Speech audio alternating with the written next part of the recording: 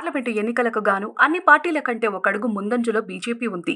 అభ్యర్థుల ప్రకటనతో మొదలు పెడితే ప్రచారం వరకు అన్నిట్లో కమలం పార్టీ ముందు వరుసలో ఉంది. షెడ్యూల్ కి ముందే 15 లోక్సభ స్థానాలకు అభ్యర్థులను పార్టీ ప్రకటించింది. ప్రచారంలోనూ అదే దూకుడును కొనసాగిస్తోంది. ఇప్పటికే ప్రధాని మోడీ సహా స్థానికంగా అభ్యర్థులు ఒక దఫా ప్రచారాన్ని పూర్తి చేశారు. ఇక్కడి వరకు బాగానే ఉన్న డబుల్ డిజిట్ స్థానాల్లో గెలవాలని లక్ష్యంగా పెట్టుకున్న కాషాయ పార్టీ సర్వేల్లో మాత్రం వెనకంజలో ఉండటం గమనార్హం. అన్ని పార్టీల కంటే ముందుగానే బీజేపీ లోక్సభ ఎన్నికలకు సిద్ధమైంది. పొలిటికల్ వార్ను ప్రకటించింది. దేశవ్యాప్తంగా 400కు పైగా స్థానాల్లో విజయం సాధించాలనే లక్ష్యంగా పెట్టుకున్న కమలనాథులు ఈసారి ఎన్నికలకు పూర్తిగా అయోధ్య రామమందిరం, మోడీ చరిష్మానే నమ్ముకున్నారు. ఆ ధీమాతోనే తెలంగాణలో డజన్ స్థానాలను టార్గెట్గా పెట్టుకున్నారు.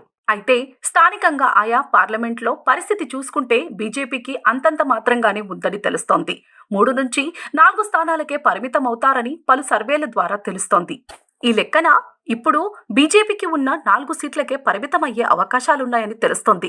భారీ అంచనాలతో పార్లమెంటు ఎన్నికలకు సిద్ధమైన కమలం పార్టీ అత్యధిక స్థానాల్లో గెలుపుపై అంచనాలు పెట్టుకుంది. పలు ప్రైవేటు సంస్థలు చేసిన సర్వేల్లో పార్లమెంటు ఎన్నికల పోరు బీజేపీ, కాంగ్రెస్ మధ్య ఉంటుందని చెప్పాయి. అయితే అత్యధిక స్థానాల్లో కాంగ్రెస్ కు విజయావకాశాలు ఉన్నాయని సర్వేలు చెబుతున్నాయి. కానీ బీజేపీ మాత్రం మోడీ చరిష్మాపై ధీమాతో ముందుకు వెళ్తోంది. ఈ సర్వేలు తాము ఏమాత్రం పట్టించుకోబోమని, తమ పని తాము చేసుకుంటూ వెళ్తామని శ్రేణులు చెబుతున్నాయి.